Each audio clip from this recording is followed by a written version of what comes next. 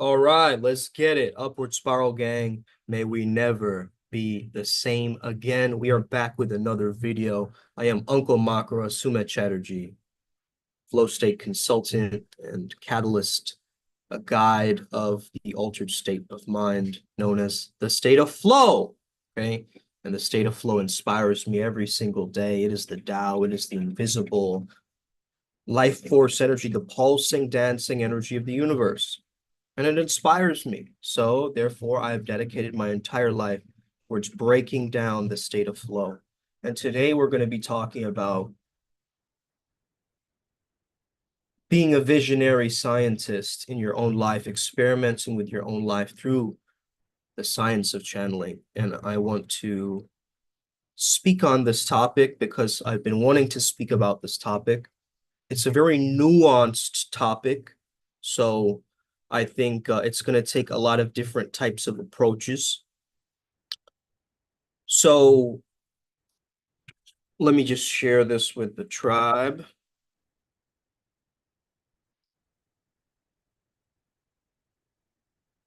And alert them that we are live. Bars!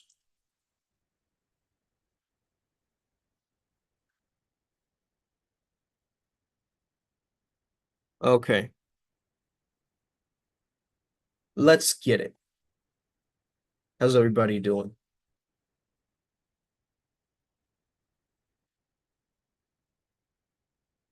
All right, guys. Yeah, if you're new to this, read the disclaimer. This is all purely for entertainment purposes, and education purposes, okay? You are 100% responsible for all your actions. Ask questions. Mainly, don't be an idiot, okay?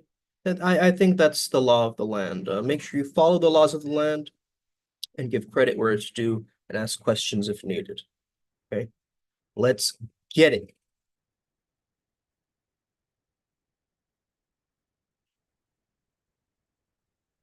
Okay, I need to edit this. My bad, guys.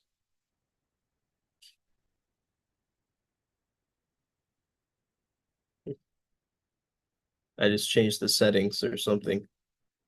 All right, cool. What's up, guys? How do I see the live chat? I don't think I can see that. Hmm, how strange. Let me just reload the page. Maybe that'll work. Ah, there we go. You see, that's the IT solution number one is like just turn it on and off again, bro. Right? Anyway, all right. Thank you guys for being here. I want to start off with a definition. I think it's important we start off with a definition of what entities are and what channeling is. Okay. So, oh, it says live chat is disabled.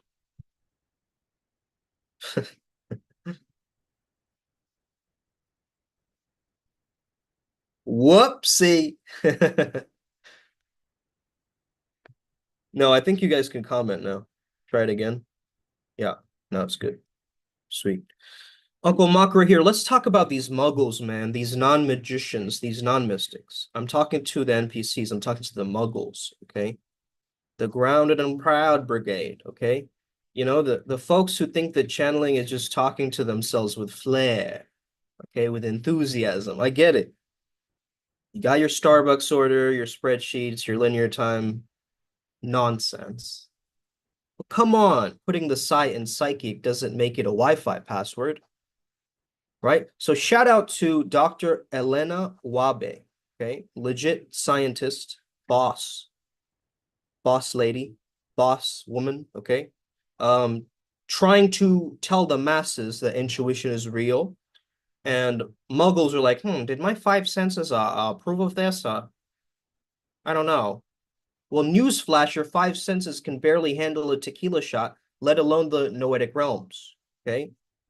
Now, these skeptics with their placebo effect is king mantra, it's cute. Oh, that's just placebo. Just placebo. Bro, placebo is mind magic. Okay. It's like saying Ferrari is just a car, Lamborghini is just a car. Have you seen what your mind can do? But no, you keep worshiping the altar of big pharma because profit motives feel safer than my inner power. Sure. Okay. But we're gonna bend some spoons, yo. This is the Matrix. We are absolute legends. You know that you are watching this right now, right? Like absolutely, the muggles are over here struggling to bend a straw without snapping it. But don't worry, my skeptical friends, I love you. You can stay cozy in your little matrix while the rest of us are out here bending reality like it's a yoga class and you're putting reality through your asanas. Woo! That's the energy, but here's the deal. You want to channel, you've got to set the intention I want to channel. Okay? It doesn't happen otherwise. If you meditate and you stop doom scrolling on Reddit and Twitter and let go of the need to label everything, you know, you'll call something analemous. Is that the word? Analemous? Analemous cognition. I'm not to sound fancy, but someone could just say psychic, okay? And you clutch your pearls like it's Hogwarts admission day, right? But bottom line, you've got noetic science pioneers, trans-channeling masters. They're all over the planet. They're not so high key. They're very low key individuals. That's why you have to know them through somebody else through somebody else, unless they willingly put themselves out there. Okay. And even ETI communicators out here are changing the game. Okay. So muggles are still asking Alexa for the weather updates, right? Instead of just tapping into the feeling like, bro, I know when it's going to rain. Like, it's weird, right? Like us, we're tapped into nature. We're like, it's going to rain soon. And it rains, right? Maybe you feel like a singular water droplet, like not even big enough to land on you, but it's just like, and you're like, it's going to rain, right? And your parents, your friends are going, well, how do you know that? Right? Like, how do you know that? So I use the word noetic. Noetic. Okay, let's open up the whiteboard. This is all right, guys, class is now in session. Okay.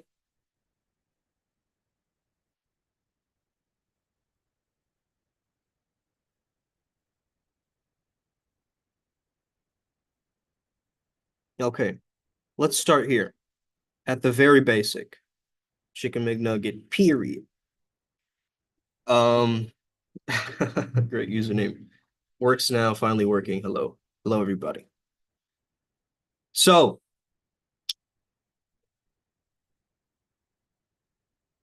noetic. Noetic comes from the Greek word gnosis or notikos, meaning inner wisdom, intuitive knowing, or direct cognition. So it's a study of the inner experience, right? You're involving consciousness, intuition, insight, and things that go beyond our typical five senses. So in simple terms, noetic is the mind's higher abilities. Ooh, that's a good definition.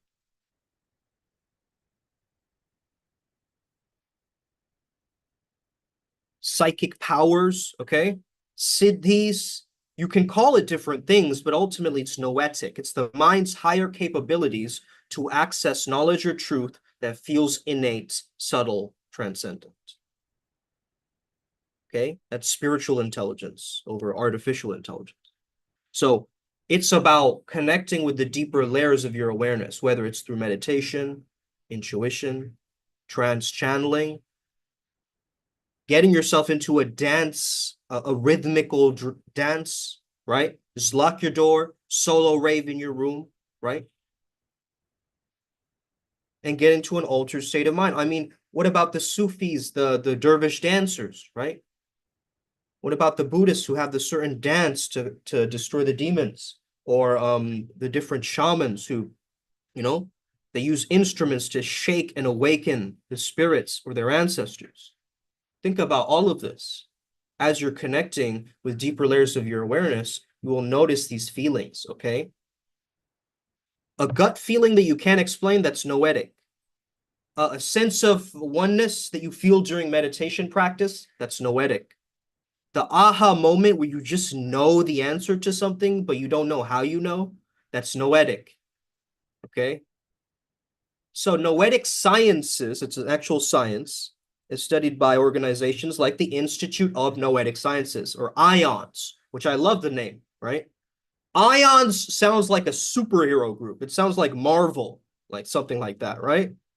Yes, I work in IONS, the Institute of Noetic Sciences, focusing on investigating these weird paranormal phenomena scientifically. They look at stuff like the power of intention. Can thoughts influence reality? They look at stuff like consciousness and connection to the universe. They study healing beyond traditional medicine, right? Energy work, placebo effects, mystical or psychic experiences, telepathy, channeling.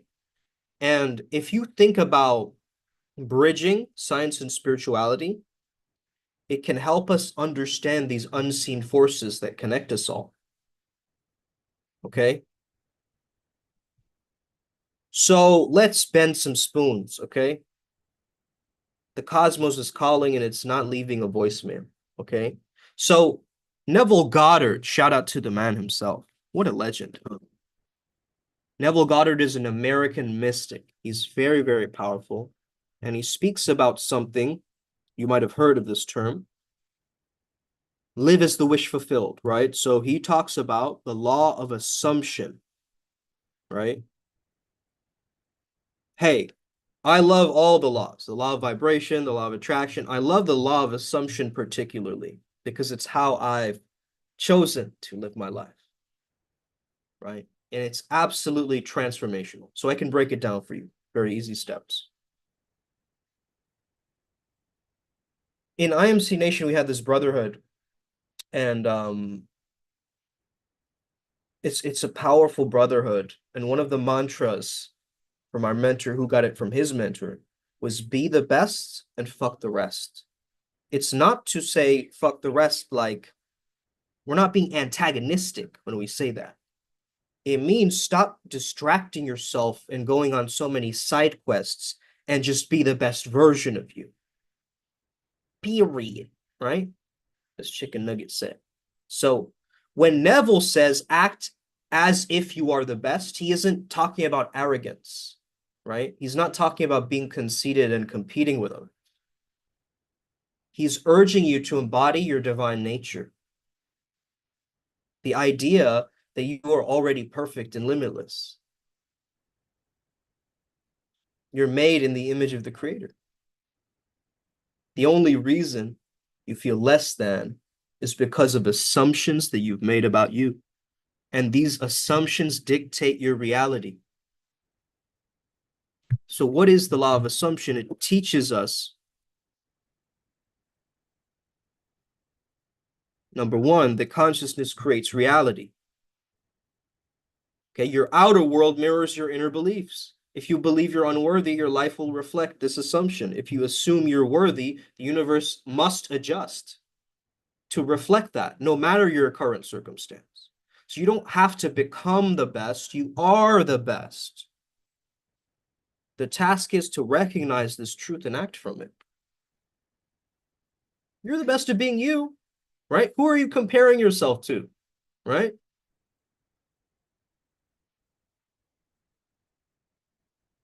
Okay. So, how does this help manifest? Number one, you got to understand the power of I am. From what if this bad thing might happen to I am already there. So Neville highlights that when scripture says, I am that I am, it's actually an abundance code. It's teaching you the creative power of your own self-concept. So by saying I am the best and truly feeling it, you unlock the creative force within you in your entire system, right? Some like weird hidden God force that washes away all impurities and brings you back to connection with source. And you don't wait for success or validation from others. Instead, you feel and act as if your desired state is already real. It's already mine, baby. Right? It's already here. This shifts your entire frequency and it auto-correct rewrites your reality to that particular frequency. Let me try and explain something to you that might sound a little bit complicated, but hear me out, okay? Why is there so many different types of channelers, and how can I, as a channeler, tap into many different channels, right? Once you feel scattered, so it's about the skill, right? It's about the mastery. So as an actor, I can play many different roles, correct? So why would I not be able to handle another state of consciousness? Now let me go back to the original definition of channeling. Channeling is the process. I'm going to write this out actually because this is from Helena Wabe and it's one of my favorite quotes. Okay. Love the way you explain things. Thank you. So the process, so this is the definition of channeling. The process of revealing information and energy, not limited by our conventional notions of space and time that can appear receptive or expressive. Isn't that brilliant? That, like, me as a mystical nerd, I guess you could say, loves this definition. This is so to the point, right? It's just brilliant. Okay. Anyway, let's go back to this. So you don't wait for success or validation from others. Instead, you feel and act as if it's already real, right? And so the belief that others are more talented than you or more deserving than you or more, maybe they're better looking than me. Maybe they're all more skilled than me. Maybe they have more talent than me. Listen, listen. When you assume your divine identity, you stop comparing and competing. Instead, you realize your uniqueness. You have a unique fingerprint, so you can leave that fingerprint behind in the sands of time. You see, you're here to weave. You're a dream weaver. I had a song called Dream Weaver. I could send it to some of you guys. I had collaborated with a UK trap artist, okay, trap rapper, and he had a particular style and to these beats, and they were like these grungy like beats. I think the producer's name was like Gary Stump or something like that, right? Like Gary from SpongeBob and Stump. Anyway, it was a great song. Look at me, I'm dream weaving. Then we still believing. Not giving up on my genius, but it's alien with a spaceship, something like that, something like that. You know what I mean? It's a great tune, as you'd say in the UK. Great tune, bruv. You know, feel like nodding my head to it. Get into the rhythm of it. It's a tune, bruv. It's a rhythm. Okay. So the belief that others are more talented than you is an illusion. Is an illusion. Imagine you want to excel in the field, but feel inferior to others with more experience. Instead of focusing on external skills or comparisons, you embody the feeling of already being a master in your field. Expert consciousness. It creates a relaxation in the body. Yeah. So you visualize and feel it strongly that it becomes so natural to you. So the universe then aligns opportunities, resources, and people to match this assumption. So Neville explains it like this, that your concept of self is like the foundation of all of your experience. So when you assume a new identity, don't assume my identity, bro. Okay. My pronouns are yes answer. Okay. Um, I'm just playing around. I hope I don't get canceled for that. Conviction. Your reality must shift to match it. Okay, this is the law. Okay, it's the old you that doubts, feels unworthy, sees obstacles, and the new you sees worth, sees possibilities, knows their confidence, right? So here's some practical steps. First of all, you have to define the new you. Okay, you got to define the new you. And if you have a clear definition, who do you want to be? I love looking at characters from movies or archetypes, and then I get inspired. Okay. I always say inspired like that because it just sounds better. And I think it sounds like one of my guides too. Okay. Maybe they're just making me say it like that. So it takes more time and presence. Inspired. What would this version of you feel like, right? The new you. And you're living from it now, right? So you're walking, talking, thinking as this new version. And you're ignoring the contradictions.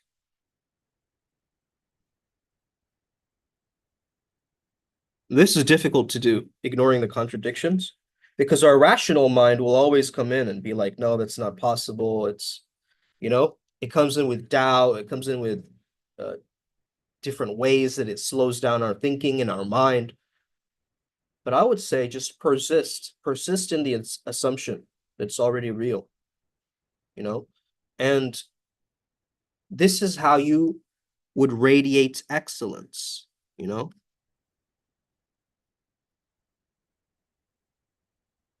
Circumstances may not change immediately, but persist in the assumption.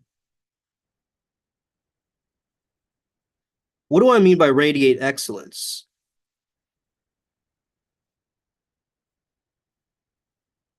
To excel at something. So you let the belief, the positive belief, shine so brightly that it transforms not only you, but it inspires others. Okay. And this isn't about ego, it's about aligning to your true nature, your divine potential. So a lot of people, they get into self-improvement, like I have to do I have to amputate my ego? Maybe I have to, blow it up to a very massive proportion, or maybe I have to. Okay, listen, you're overcomplicating the journey. Your ego is just your identity, it's your I, and the I keeps shifting. As long as you say I am, you're manifesting, you're creating.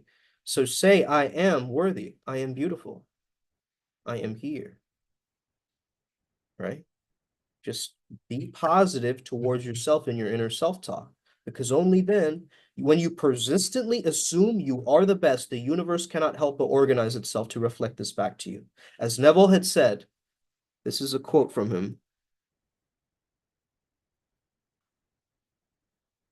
This might bring a lot of calmness to your mind right now, and I want people to really feel into these words.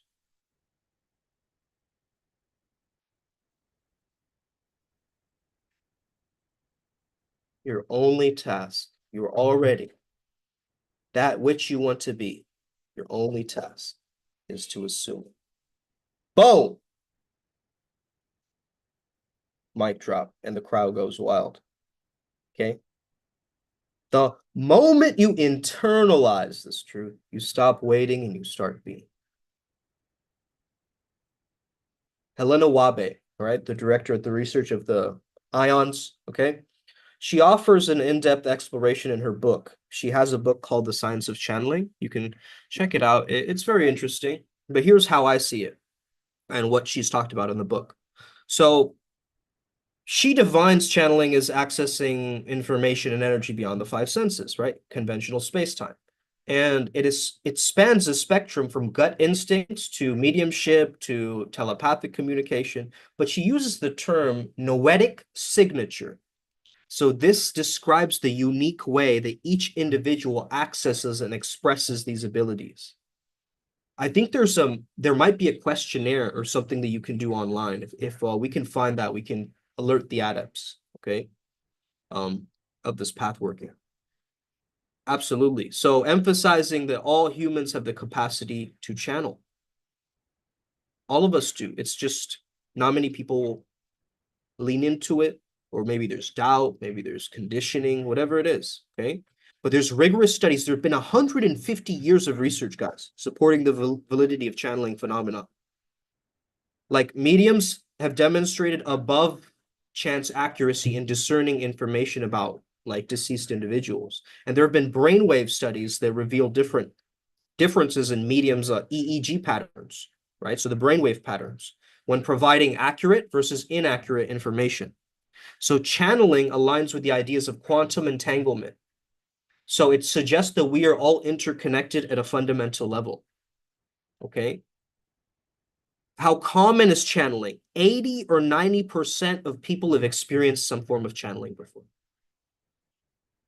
Intuitive download, sensing emotions deeply, dreams with precognitive insights, healing through energy, okay, Reiki and so forth, chronic healing, right?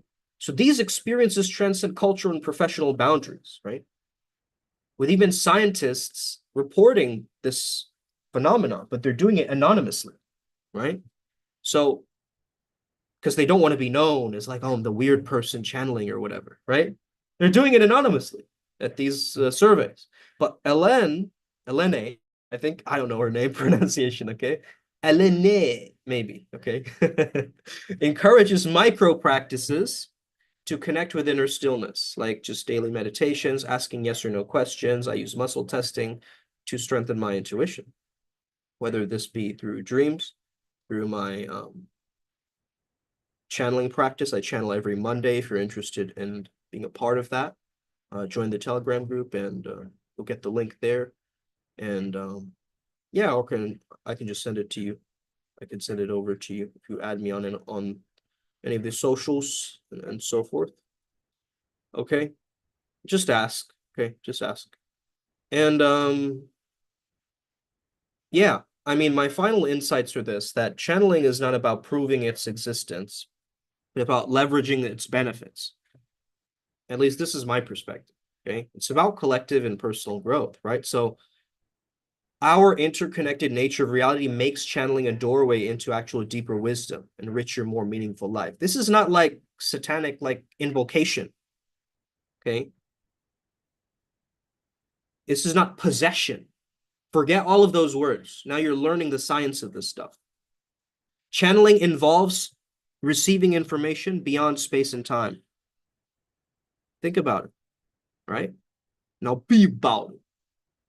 It exists on a spectrum from intuitive gut feelings to channelers acting as vehicles or non-physical entities, right? So Apollo 14 astronaut Edgar Mitchell had actually started IONS, the Institute of Noetic Sciences, because he started to explore his own consciousness and get quite freaked out. IONS had investigated things like channeling, but also its mechanisms, right? Its practical applications. So probably the CIA or the government is probably using this stuff on the D-low, right? Yeah, and willingness to engage with the phenomena, energetic frequency and how it aligns with information received. So think of yourself like you have this mental library, your education, your vocabulary, as a filter for all these messages, right? So studies show that channeling is not linked to psychopathology, actually. Many channelers lead very functional, balanced lives. Isn't that shocking to some of you to hear that? Right? Yeah. It's wild to me because there's surveys like 40 to 50% of the population have encountered some of it, some form of it. So up to 93% of participants, including the scientists, reported at least one channeling experience. Okay.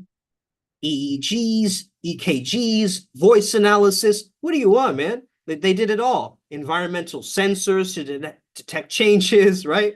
It's like Ghostbusters in this shit, right? Like changes in during the sessions of channeling, noticing the frequency shifts. So yeah, the thing that I was going to explain to you guys is a little bit complicated. Let me try and explain. Every channeler has their own understanding of their own frequency. Now there's also the frequency of the channel, right? The energy that you're tuning into. There's also an energy of the audience watching, different energy if you are channeling and there's an audience. And then there's also another layer. This layer is more so the frequency of the message. So the message, okay? Now, for a channeler, they feel like they have a split consciousness. This is them in the objective reality. This is them in the subjective reality. Okay? So my logical mind is just finding ways to keep myself zen, calm, and being a good receptive energy towards the message that's coming through. Okay? On the other side, there is an exploration of the depth that my subconscious mind is giving me, images, colors, sounds, tingles, whatever it is, right? And so channeling provides insights into human consciousness and its potential to connect beyond our physical limitations. And the research really has a potential for personal healing, growth, to understand how we're all connected too, because they've done global studies, people around the world experience this stuff, but nobody wants to seem to talk about it, right? Oh, I'm going to be outcasted by the academic community. I'm going to be, all these fears, right? All these fears. As a scientist, you cannot be, you know, scared and anxious all the time. You got to have courage, right? To stand up for your experiments. And yes, the world will challenge you. So what? And you remain in your presence, in your energy. Okay. And it studying this stuff makes me raise a lot of questions about my reality, consciousness, humanity's role in the universe. And I've just learned that this is the download that I had received um last week. It was just very, very powerful download. And so I'm gonna actually write it up for you guys.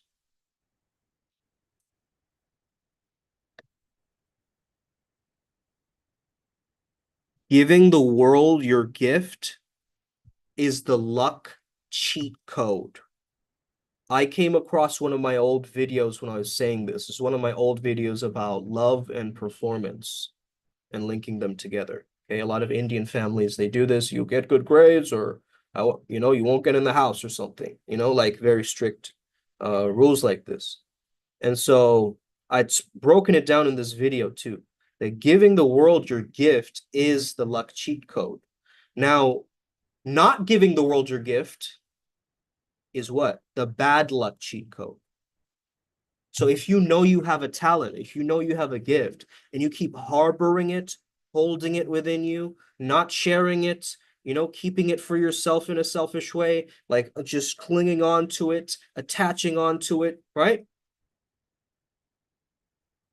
Then you're just going to see these negative synchronicities reinforced because it's coming from this negative belief space, right? This ether,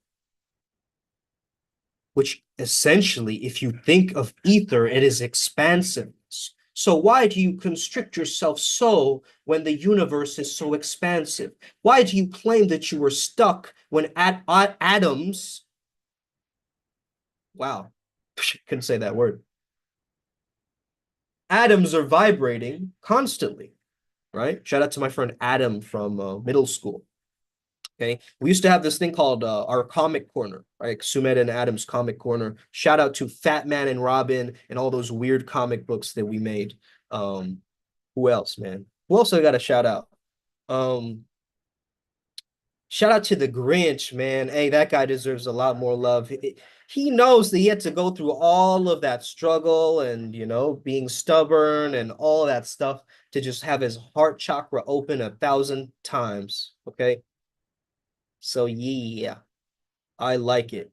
You know, I want to speak a little bit about Kolkata, okay, my city where I am right now.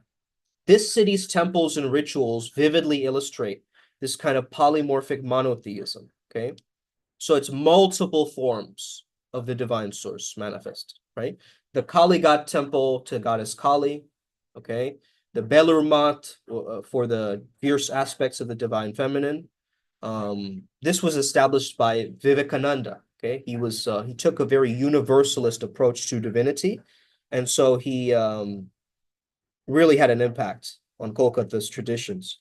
Um, Kolkata is deeply rooted in the intellectual tradition of India, right? So Sanskrit texts, Vedic literature, aligning with the ideas that Vedas serve as the manual for understanding life in the universe. So walking through National Library or browsing through college streets, book markets, is like, going into the ocean of wisdom because it's absolute chaos out here. Okay. Absolute savages out here, people living, but also very, very heady people, intellectual poets, expressors of a new world. Okay. I see us as almost like Atlantean beings, but not a lot of Bengalis agree with me. Absolutely not, right? They would disagree with me, but I would be like, yo, we are Atlantis reborn. Like, let's actually own up to it because the Saptarishis, right? The seven rishis, were all Atlantean. Okay, they had Atlantean technology. So this is a conversation about breaking free from the matrix of illusion and resonating with the spiritual undercurrents of the city. Okay, so Kolkata's spiritual figures like Parahamsa, um, Ramakrishna Parahamsa, and taught that material illusions to realize the spiritual essence. And, traditional practices, of course, are there in Kolkata's lifestyle, fasting, yoga, all that stuff. You know, um, Indian Museum, Tagore's Shanti Niketan, where I went to Shanti Niketan means peace abode, peaceful abode, or peaceful home. So I went there for one of my father's retreats. My father teaches meditation and Vajrayana Buddhism. Um, this man has a heart like a resonant echo chamber. Okay. Um, and he has the anger of 1,000 gods, but the heart of 1,000 angels. That's my father. Okay. I hope he watches this one day. And I encourage people to align with your senses and your mind because Kolkata's culture respects the law of karma here. And I notice it. I see the tyings of the teachings of the Gita. And it's alive with spiritual sounds, whether it's the Baul mystics. The Baul mystics are very interesting characters. They're like I feel like they're almost, no offense, I don't say this in an offensive way, but they're like the bonobo monkeys of the spiritual realm, right? They're so playful, and then they just have like a bride, like that. Like they see someone that they like, and they're like, let me just, put these two flowers around your heads, and then you're married, right? Or something like that. And they often have multiple partners and so forth. So it's like they're a very tribal culture, right? And their music is so soulful. It almost takes you to another state of mind. If you hear Baul music, Baul is spelled Baul, okay? Baul, okay? Baul music, Baul, you'd say, is to transcend the body's identity and awaken the soul, awaken the soul, awaken the soul. Free myself from material bondage through spiritual sound. That's the idea of Bao. So Kolkata was formerly, a British capital of India, right? It was the reminder of the interplay between the historical and the spiritual. So the city kind of bridges this Vedic wisdom with very modern challenges. And of course, it's India. There's weird stuff going on, fighting corruption, crime, all the stuff here. But again, I'm looking at this place like, isn't it called the city of joy, right? Kolkata is the city of joy. So living here isn't just about being in a city. It's an immersion to the microcosm of all of Indian spirituality, right? So for me, it offers me the gateway here because Sanatan Dharma means eternal truth, okay?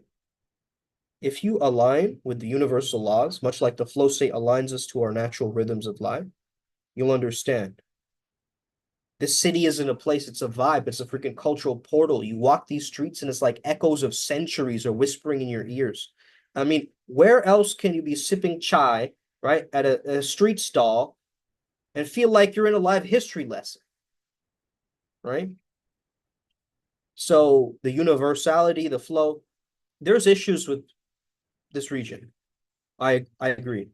I'm a healer, so I feel the heart of my people. And people here don't just pray. I notice they vibe with the gods. I notice they vibe from Kali to Krishna to Shiva. They're not statues. They're not statues to us. I'm really serious. You want to say, oh, it's a Hindu idolatry, okay? No, they're energy, stories, archetypes woven into daily life. This is Matrix meets soul food, right? People chasing their dreams in the chaos, but still finding time to meditate under the banyan trees, like an ancient poet caught up in the storms of life. Okay. It's like the illusion and the awakening are walking hand in hand here. You're going to hear some Sanskrit shlokas in one corner, then some kid rapping his truth, and then you go through some gully, alleyway, and then you see it's like even the food here, man. It's not just food; it's a ritual. Every bite, even in Indian sweets, it tells you a story, right? It tells you a fucking story. Every time you eat something here, you're like, ah, man, I wonder if I'm cheating on the gods. This is so flavorful, right? So the festivals, bro, my goodness, it's not a festival here. It's a divine rave. Okay, this is a drums, chants, art. People will bring in random stuff in the middle of the city. People on horseback. What in the world is happening, right? I mean, it's the kind of place that reminds you that all these divisions, religions, borders, race, is just surface level nonsense, really. It's all the same. It's the same energy. It's the same flow. So yeah, Kolkata is just a city, my dude. Okay, it's not just a city, my dude. It's about being just a chill guy. It's a living, breathing shamanic zone where you feel the pulse of eternity in the hustle of the now. You come here and it's like plugging straight into the source. So you cannot just visit it. You got to flow with it. You really have to flow with it. Okay. Now, your spirit guides that can help you raise consciousness. I love connecting with mine. I love them. They love me. They know me. And so there's no need to hide from them because they are future ripples of me. And just like your guides are future ripples of you in across all realms, across all dimensions. Amen. Hallelujah. Om. Tatvam Asi. And may we never be the same again. Thank you so much for listening. No, actually, do you guys want me to speak for longer? A little bit longer?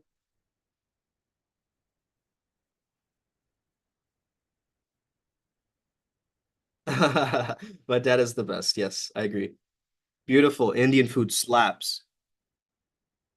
Changing my name to chicken tikka masala. Hey,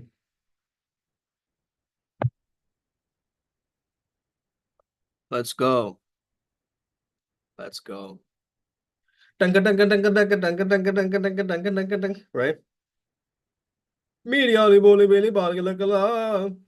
All right, so I'll go for a little bit longer, guys, okay? Because backed by popular demand. Okay, backed by popular demand. So understanding entities. Entities come up when we crave something external for us to feel complete. So if you realize I have everything I need in one, then there's no need to worry about entities. Okay. That's what feeling fulfilled it does. It makes you entity less. But you can willingly, intentionally tap into an entity's energy. Yes. And this is what we're talking about. Connection with God brings wholeness, correct? So we feel renewed each day and experience eternal peace because that it can disconnect us from the stress, the fear, and the desire when we're in a divine state, right? So for these 4D entities, they're like teachers. They present lessons through different challenges and like discomforts. Okay. So we inherently, without fear, as divine beings, fear is a signal of separation, right? the demon, okay? The negative emotion or the subconscious, the turbulence, the emotional turbulence that you're facing, okay? I have a tattoo. It says eudaimonia, okay? And eudaimonia means to be good-spirited, okay? There's a daimon, spirit, but then I believe in eudaimons, good spirits. And to be good-spirited is to feel full of life, connected to yourself, connected to others. A desire should feel like fulfillment. A desire should feel like fulfillment. If it does not, it's a sign of disconnect or unresolved emotions, okay? Observation shapes reality. If you feel longing or unfulfillment, you magnify the hell out of that reality. And thought patterns, thought loops, they're the kingdom of hell, right? They are the kingdom of hell. Whereas the kingdom of heaven is where your heart space is. You see? The more you get caught up in the, you're looping. You're looping because you're still in purgatory. Now you need to, all is one. I am that. I am. Okay. So for me, dealing with entities, if I feel pain from an entity or discomfort, I see it as an opportunity for healing me. So I apply the state of peace and abundance to the pain. I send unconditional love to the pain until it dissolves. Okay. Wow, there's someone chanting outside my window right now. It's quite trippy. Listen, surgery, traumas, addictions, these things can create openings for entities. Okay, so you have to be careful. Spiritual hygiene, removing shoes before entering sacred spaces, Why? Because the entities come in through the feet, through the floor. Okay, that's why a lot of temples they say don't where's your shoes? Okay, so it can actually heal you in a sense, can prevent entity attachment in a sense. Okay, so anyway, soul loss occurs from trauma or grief or long periods of unhappiness, right? Soul retrieval is experienced by a shaman who is reintegrating their lost soul pieces, closing the aura gaps, preventing new entities from attaching, feeling clean, feeling golden, shining, like I'm on a whole nother level. Okay. Now, why do people prefer to channel these different energies of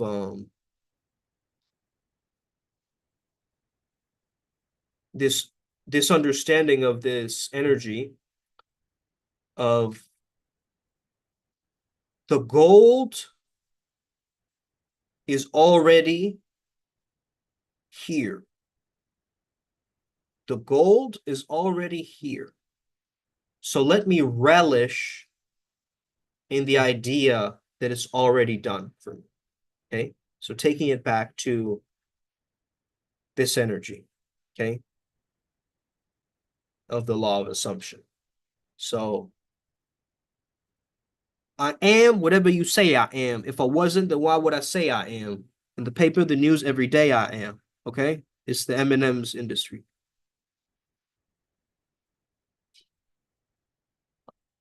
Okay. Salt carp, cap chef,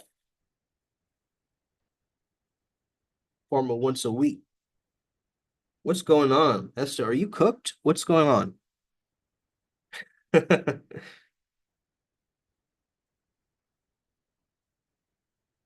Yo, spirit of fentanyl is taking over, huh? The audience. All right. Amazing, guys. Thank you so much for tapping in. This was an incredible live stream.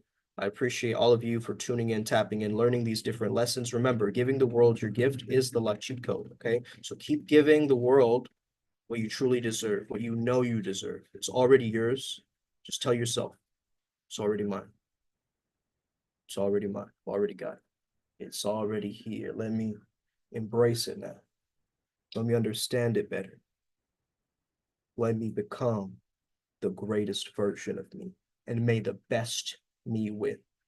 So tell yourself right now, may the best you win.